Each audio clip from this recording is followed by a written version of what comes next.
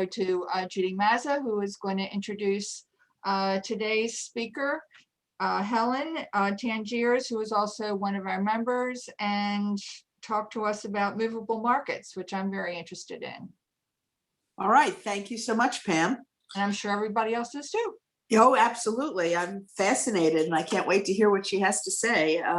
Helen Tangires is the administrator of the Center for Advanced Study in the Visual Arts of the National Gallery of Art in Washington, D.C., where she's been employed since 1987, not someone who moves and changes jobs very much. She holds a PhD in American Studies from GW University. Helen is one of the founding members of CHow and a frequent contributor to books and journals on urban foodways. And this presentation is based on her most recent book, Moveable Markets, Food Wholesaling in the 20th Century City, which came out in 2019, which is the untold story of the evolutionary movement of the wholesale marketplace for fresh food in the United States, from central produce districts to planned industrial parks on the urban periphery. Whereas food histories have usually focused on production and consumption, Movable Markets follows the wholesalers, the middlemen who handled the goods as they moved from the producer to the consumer to more fully understand how cities are fed. Wholesalers became functional necessities in the late 19th century when the railroads accelerated the process of delivering perishable food to the city. I remember the very first CHow meeting I ever went to was on the history of iceberg lettuce, and it just kind of blew my mind because I didn't realize iceberg lettuce had a history, number one. But number two, it talked about moving it from California to New York City in the winter in special cars with special atmosphere and so forth. So I'm very fascinated and look forward to hearing what Helen has to say. So without further ado, let me pass the torch to Helen Tangires, our presenter for April. Well, thank you, Judy, for that very kind introduction. And I want to thank all of the organizers of CHow. It's just an absolute pleasure and honor to be speaking to all of you today. This is an organization that I hold very dear to my heart, and I'm glad to be presenting. So without further ado, I'm going to share my screen and hope that it works.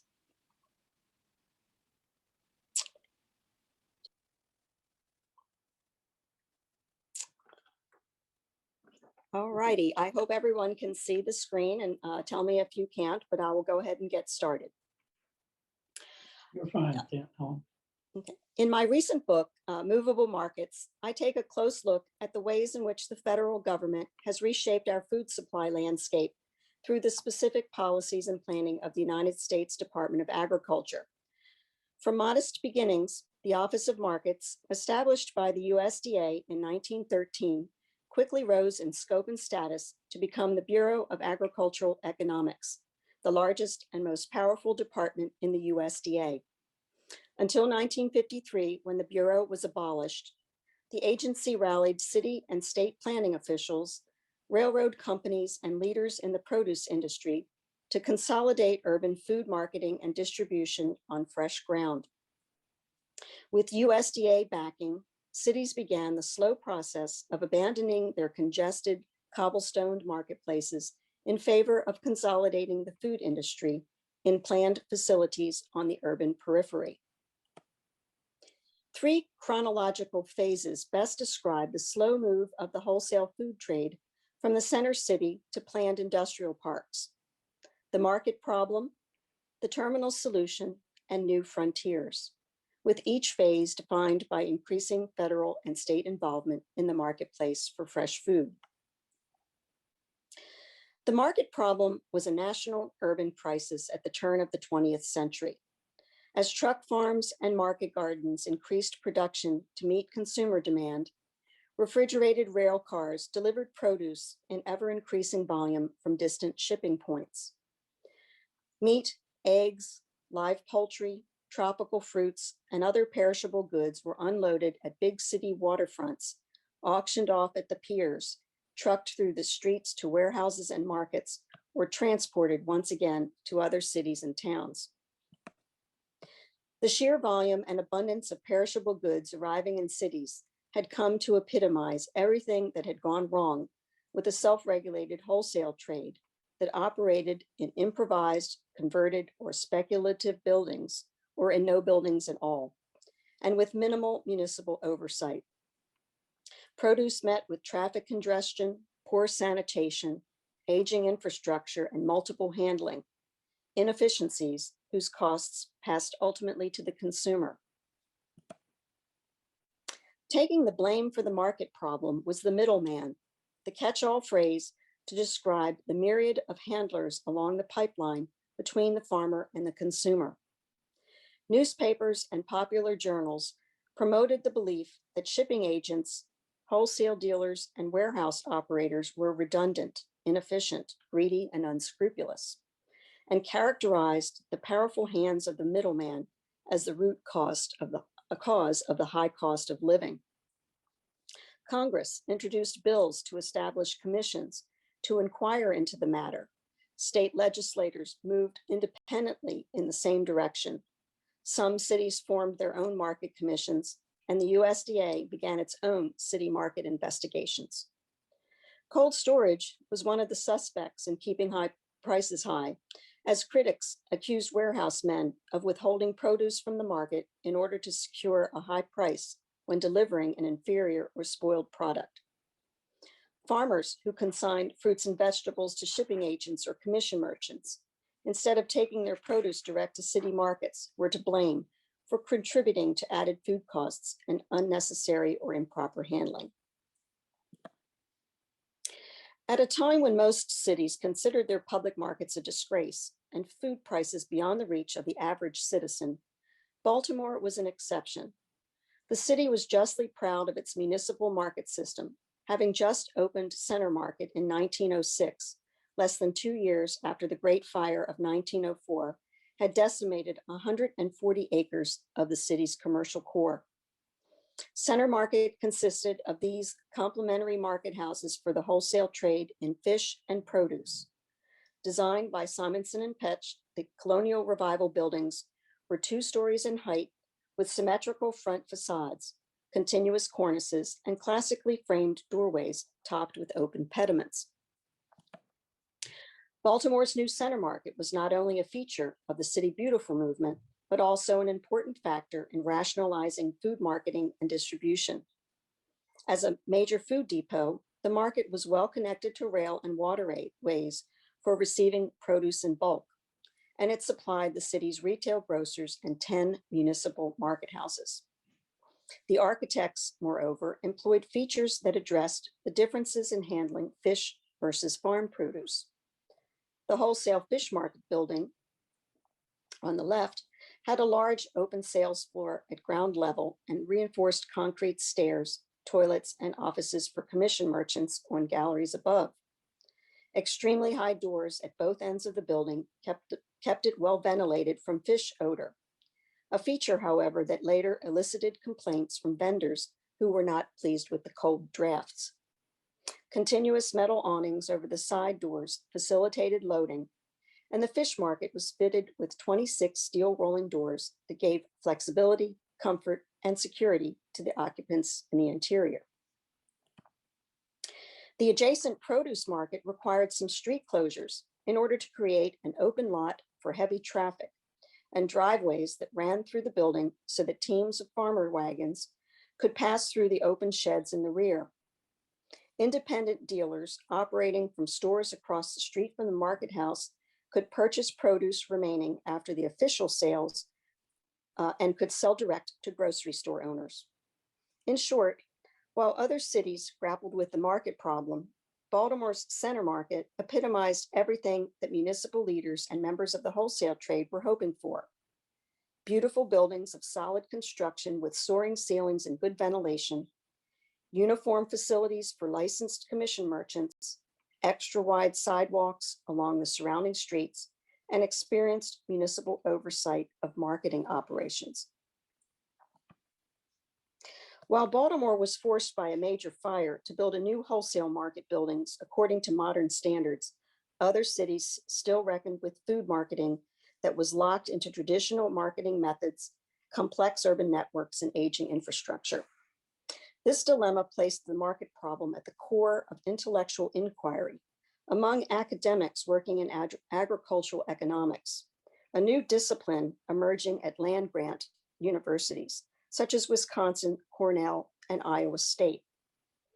Edwin Norse was an early leader in the field, a University of Chicago PhD, who went on to establish a career in Washington at the USDA and later at the Brookings Institution. Using Chicago as a case study, Norse argued that middlemen performed necessary functions in the marketing and distribution of produce, and that government should be tasked with regulating wholesale dealers in a way that would enable them to flourish, not perish. Norse also argued that while the USDA had for decades been guiding farmers on how to improve production, the time had now come for the federal government to aid cities in better marketing and distribution of fresh produce by rationalizing the functions of the middleman, reducing their numbers, and providing purpose-built facilities for their trade. New York City posed the biggest challenge.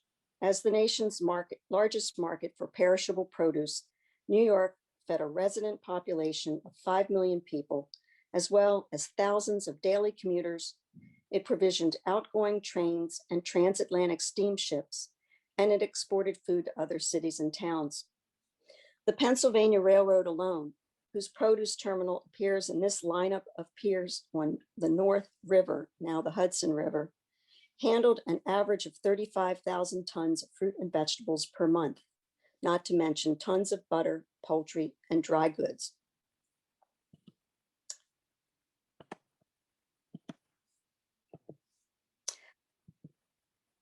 Okay, let's see here.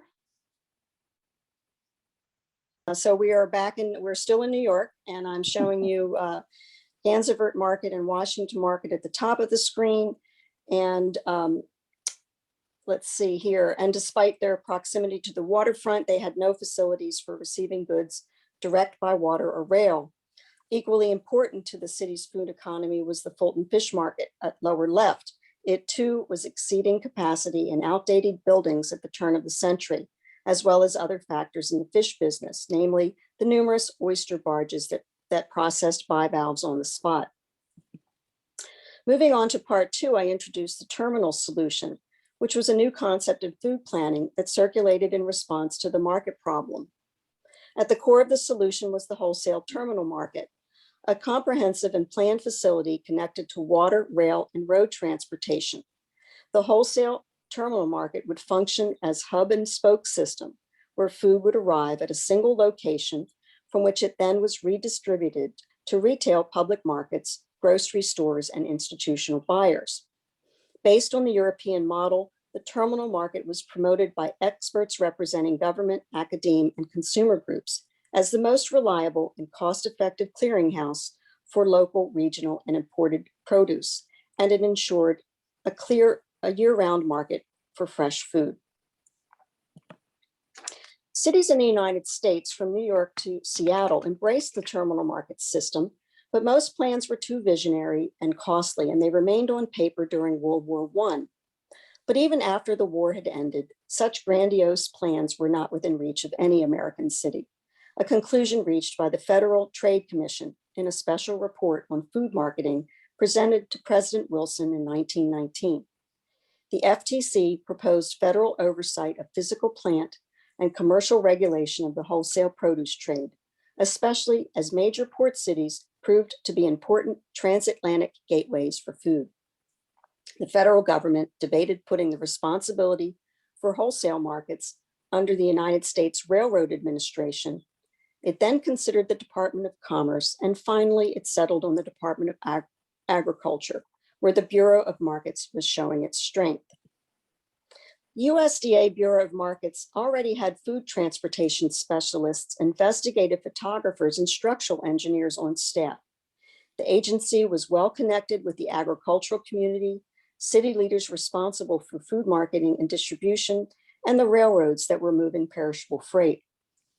The Bureau of Markets embraced the idea of wholesale terminal markets for major cities as a means to corral all produce dealers, cold storage operators, distributors, and other food handlers into consolidated purpose-designed buildings. With an increase in federal appropriations and a reorganization in 1922 as the Bureau of Agricultural Economics, the agency secured its lead role in national market reform, a position it would hold for the next 30 years. As the largest single employer of agricultural economists and marketing specialists in the country, the BAE moved quickly in the 1920s to develop methods for improving the system of supplying agricultural produce to cities. The agency opened field offices in major cities throughout the country. The agency opened field offices in Washington, D.C., which served as the most important testing ground and experimental laboratory for its structural engineers, refrigeration specialists, and food inspectors, such as the man in the hat who appears often in USDA photos of the city's public and private markets. Marking its early years was the BAE's management of Center Market, the large Victorian market house designed by Adolf Kloos in the 1870s, now the site of the National Archives. In 1921, the federal government purchased the buildings and grounds from the Washington Market Company and transferred its operations to the USDA, while plans were underway for the federal building program on the north side of the mall. Center Market was the largest food handling establishment in the city and one of the largest public markets in the United States. The USDA Bureau of Agricultural Economics managed 173 outstanding leases with individuals and firms whose combined wholesale and retail sales in 1925 totaled over $15 million. BAE staff could also observe marketing firsthand at the Municipal Farmers Market at Left, located between 10th and 12th Streets, now the site of the Internal Revenue Service building, as well as Commission Row, the long row of wholesale stores located between 9th and 10th Streets, now the site of the Department of Justice headquarters. USDA staff in charge of Center Market operations collaborated with the National Capital Park and Planning Commission on the removal of the entire marketplace from the National Mall, a task that would not be easy since no American city had yet moved a marketplace of this capacity. Besides, three components of the marketplace, including the large retail market house, Commission Row, and the Municipal Farmers Market, were interdependent. Most produce at the farmers market was purchased by wholesale dealers at Commission Row. Most produce at Commission Row was purchased by the stallholders in Center Market. One part of the market could not move without damaging the business of the other. Intrigued by the possibility of creating a union station for food, the Planning Commission and the USDA developed a list of possible sites for a new market center to encompass all wholesale and retail functions, as well as local produce. Public opinion on relocating the market was so intense that the Washington Post appointed a market site editor to cover the story in print and on radio. And in August 1926, the Post invited residents of DC, Maryland, and Virginia to cast their ballot for a site. When the polls closed, more than 28,000 people had voted, the majority for a waterfront site in Southwest Washington, a significant number for a mid-city location around 5th and K Streets, Northwest, and an insignificant number for the tract in Northeast near the B&O rail yards. Plans for moving the marketplace took another 4 years when in 1930, Center Market was demolished in order to release the grounds for the National Archives. The USDA Bureau of Agricultural Economics also coordinated with the Planning Commission, farm groups and wholesale merchants, cold storage operators, and the railroads, both the Pennsylvania and the B&O, on demolition of the Associated Produce District, including the Municipal Farmers Market, to clear space for headquarters of the Department of Justice and Internal Revenue Service. Center Market was not replaced, and the retail stallholders were forced to relocate to other city markets, go into private business, or retire. At the same time, the National Capital Park and Planning Commission facilitated the relocation of wholesale dealers to these two privately owned terminals built for the specific purpose of housing the displaced wholesale merchants. Once the dust settled in Washington, the BAE was relieved of its local duties as keeper of Center Market and was well positioned to take their lessons learned on the road to to other cities during the New Deal, when wholesale markets reached a new frontier. This is the third and final part of the story. The BAE worked closely with state departments of agriculture to plan cost-effective alternatives to the large-scale terminals that were envisioned decades earlier. Grower cooperative markets and state-sponsored markets for regional produce catered to truck farmers, whose business was on the rise in the wake of the Motor Carrier Act of 1935. Key working models were in Benton Harbor, Michigan, and Menands, New York. These facilities were relatively inexpensive to build and provided convenient, dependable places where farmers could market produce by the wagon load. Like Michigan and New York, Florida's State Department of Agriculture was also busy during the New Deal, establishing regional markets in rural areas where there was room to handle out-of-state shipments of produce, markets that relieved the state's metropolitan areas of produce traffic. With access to 9,000 miles of leased telegraph wires, the BAE Market News Service gathered data and published daily reports on market prices and deliveries of principal crops in cities across the country. In 1935, this free daily news service was in its 20th year with 60,000 subscribers.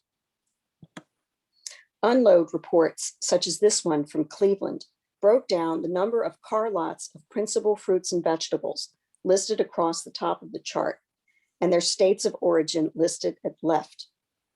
USDA market news and unload reports were essential tools for food system planners in both government and industry, helping them to identify which cities' specific food products and supply chains warranted investment in food infrastructure and those that offered the greatest potential for growth.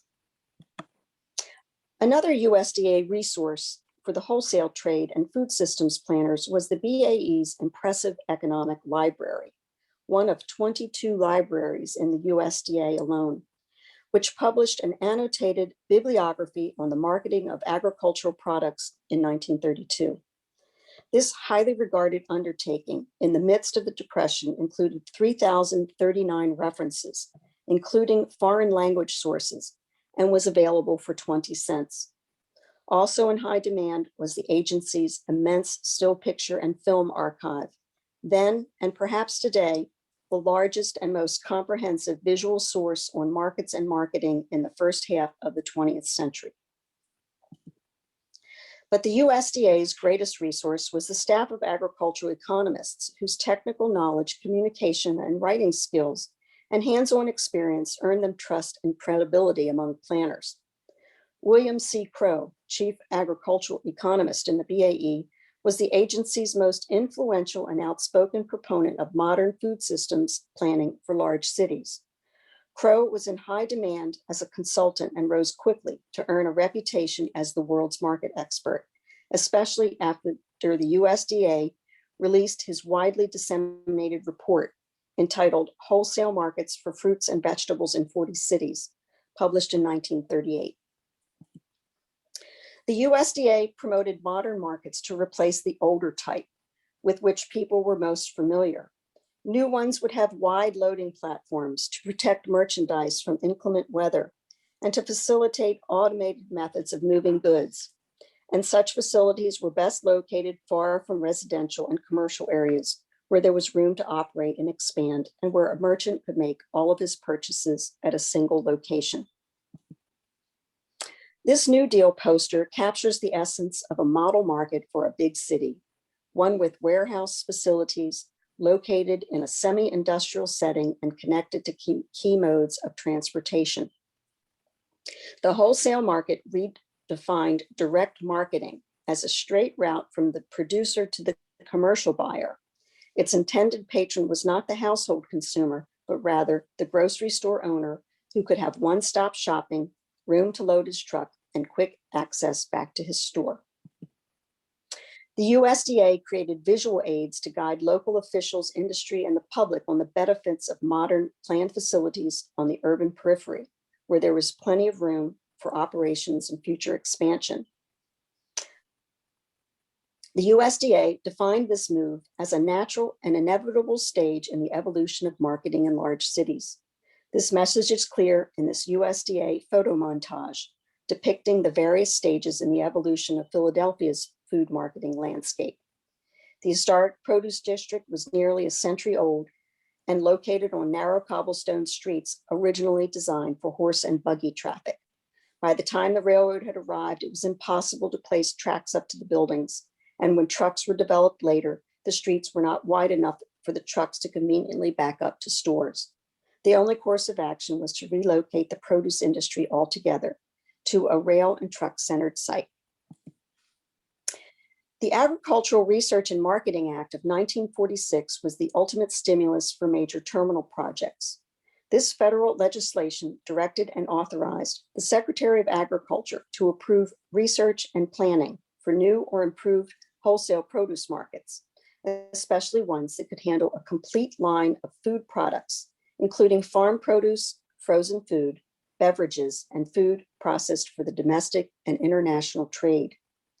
Beneficiaries of the act included state and local planning commissions, departments of agriculture and markets, universities, extension services, and chambers of commerce. Final reports, usually co-published by the USDA and their collaborators, were intentionally inexpensive to produce for wide circulation. Formulaic in nature, they typically included a brief historical account of the city's markets, the inefficiencies in current systems and physical facilities, and recommended structures, layout, location, and ownership for new market terminals. The sheer number of reports funded by the Act reveals a high demand for data-driven, shovel-ready projects with backing from the federal government. The Agricultural Research and Marketing Act of 1946 stimulated a demand for the consulting services of Wendell Calhoun, one of the more active USDA specialists leading wholesale market studies in large cities before the war. According to Calhoun's correspondence in the National Archives, Sherwood Reeder, director of master planning in Cincinnati, was elated at the interest that Calhoun's Cincinnati report received abroad. Likewise, the librarian of the Department of Regional Planning at Harvard reported to Calhoun that his Cincinnati report received very intensive use by library patrons and was required reading in several graduate courses. Calhoun was motivated to work on small and mid-sized cities, for he believed that the USDA stood little chance of getting improved markets in large cities until the United States got at least one good working model. Large cities were still the most challenging when it came to putting theory into practice. The biggest obstacle was the dealers, many of whom preferred improvements in place over plans that required them to abandon their beloved quarters. Furthermore, construction for new markets could not move forward without secured leases from the dealers. In touring the country to promote the 1946 Act, William Crow, USDA specialist, spoke to representatives from major produce districts to convince them that the best course of action was to start on fresh ground. Their buildings were outdated, rail connections were poor, and they were no longer located at a distance convenient for the dispersed retail trade. New housing was necessary, Crow warned, if many of the firms involved were to make profits or even remain in business. The BAE continued its pre-war practice of promoting modern markets with scale models to help dealers envision their features. Catherine Perry, the principal model maker on the BAE staff, built scale models that could be broken down, put into several suitcases, and reassembled on site for display and public demonstrations. The BAE scale model was an important pedagogical tool for demonstrating the cost-saving benefits and efficiencies of a modern wholesale produce terminal, which included wide streets, front and rear platforms at the stores, plenty of parking spaces, cold storage, auction facilities, and direct rail service. Another attraction for the wholesale dealers in eastern cities was the ease of access for truck traffic provided by new terminal markets such as the one in Chicago on the left.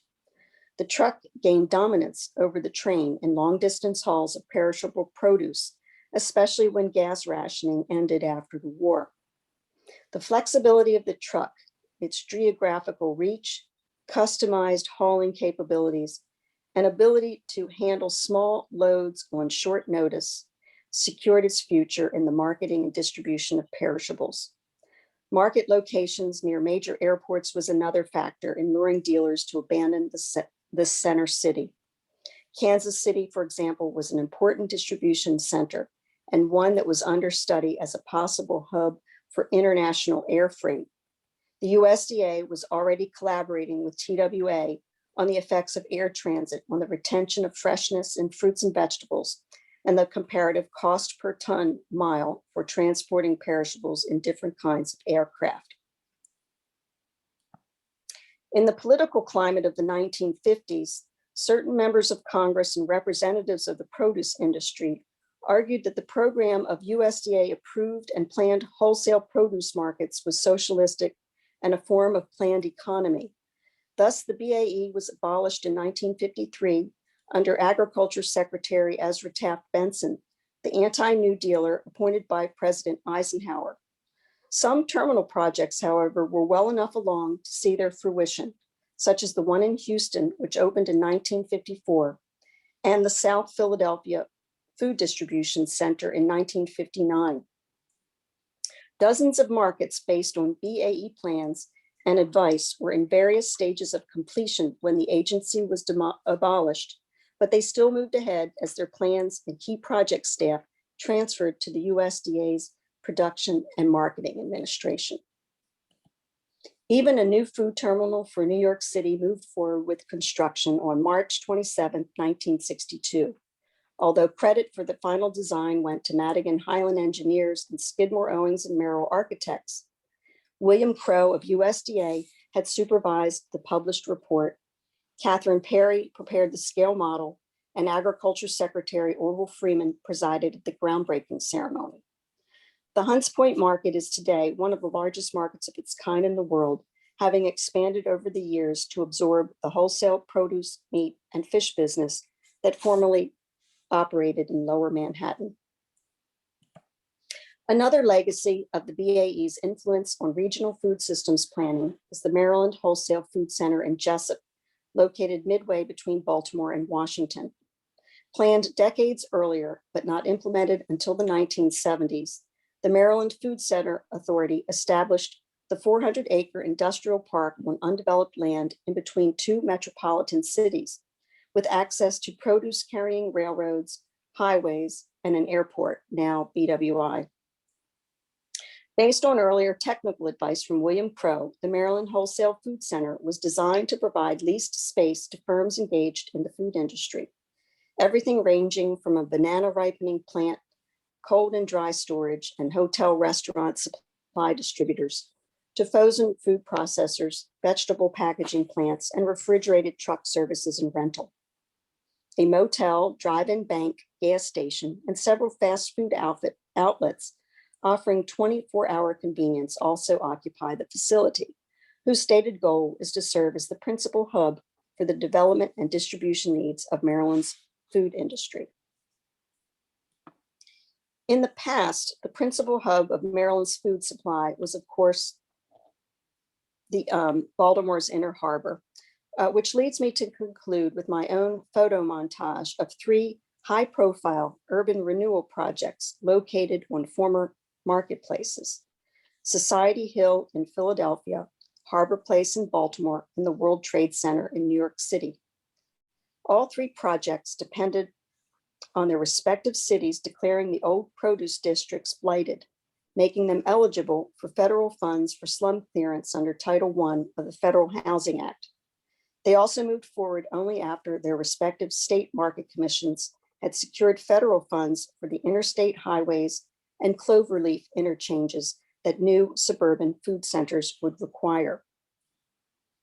As I argue in Movable Markets, the USDA's involvement in city markets dating back to the early decades of the 20th century set into motion a fundamental shift in metropolitan form, a shift defined by the systematic transfer of large-scale food processing, marketing, storage, and distribution to gated industrial parks after the Second World War. Although never a stated intent, this shift also hastened the disappearance of the central marketplace as the historical locus of food exchange and erased wholesale food marketing as one of the hallmarks of the urban experience. Thank you.